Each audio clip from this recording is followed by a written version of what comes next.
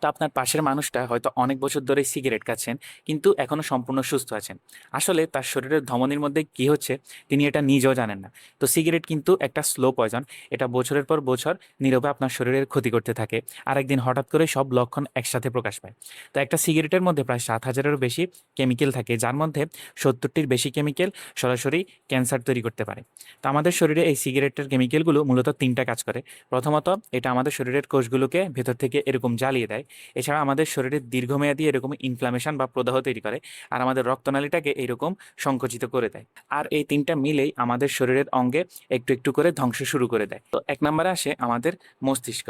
তো সিগারেটের মধ্যে থাকা নিকোটিন আমাদের মস্তিষ্কের রক্তনালীগুলোকে ধীরে ধীরে সরু করে দিতে থাকে। একসময় এরকম রক্ত জমাট বাঁধার প্রবণতা তৈরি হয়।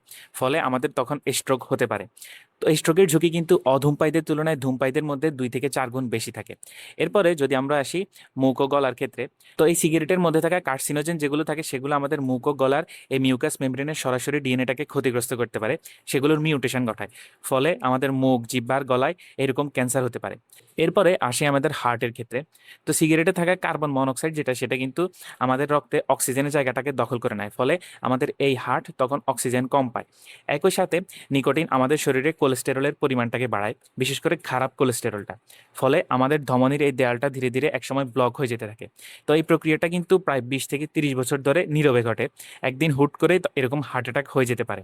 তো এই হার্ট অ্যাটাকের ঝুঁকিও কিন্তু ধূমপায়ীদের মধ্যে সাধারণ মানুষের তুলনায় 2 থেকে 3 গুণ বেশি।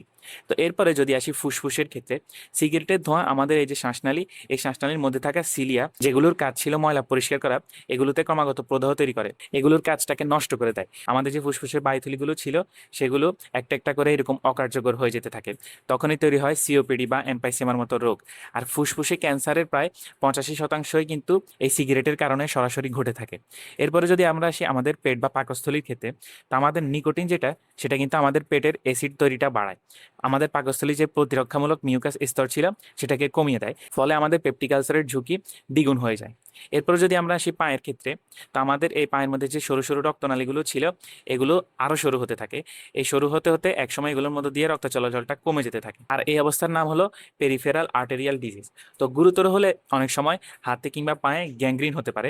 অনেক সময় এই পা কেটেও ফেলতে হতে পারে। তাহলে বুঝতেই পারছেন, এখনো কিছু হয়নি মানে ক্ষতি হচ্ছে না, ব্যাপারটা এমন নয়। মানে হলো ক্ষতিটা এখন আপনার চোখে পড়েনি।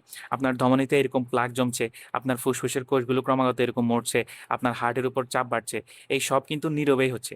তো এগুলো যেদিন প্রকাশ পাবে সেদিন আপনার ফিরে আসার পথ অনেক কঠিন হয়ে যাবে। আর একটা কথা, আপনি ভাবছেন হয়তো সিগারেট খেলে আপনার নিজেই ক্ষতি হবে, কিন্তু না। আপনার পাশে যে শিশুটা আছে সেটা কিন্তু প্রতিদিন আপনার সিগারেটের ধোঁয়া নিঃশ্বাসই নিচ্ছে। গবেষণা বলছে ঘরে যদি কেউ ধূমপান করে তাহলে শিশুদের হাঁপানি, শ্বাসতন্ত্রের সংক্রমণ বা ইনফেকশন এবং হঠাৎ মৃত্যুর ঝুঁকি যেটাকে সাডেন ইনফ্যান্ট ডেথ সিনড্রোম বলা হয়, এটার ঝুঁকি কিন্তু উল্লেখযোগ্যভাবে বেড়ে যাচ্ছে। তো আপনার সিগারেট ছাড়ার সিদ্ধান্ত শুধু আপনাকে না, আপনার পরিবারকেও কিন্তু বিপদের হাত থেকে রক্ষা করতে পারে। তো সবাই সময় থাকতে সচেতন হন, সুস্থ থাকুন।